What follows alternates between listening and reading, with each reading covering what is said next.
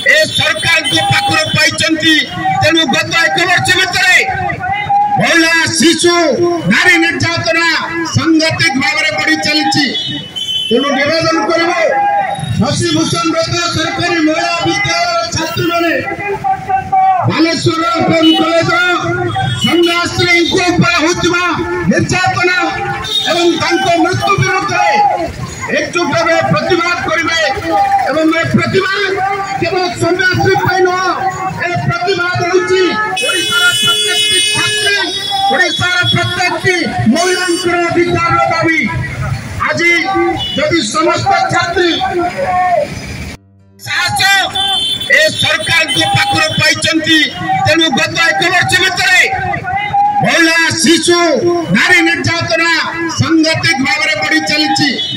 तेणु निवेदन कर शशिभूषण व्रत सरकारी महिला विद्यालय छात्री मैंने बालेश्वर कॉलेज संघाश्री होता निर्यातना एवं मृत्यु विरुद्ध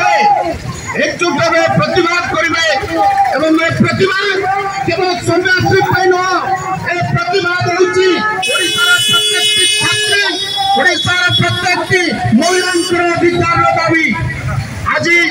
जदि समस्त छात्री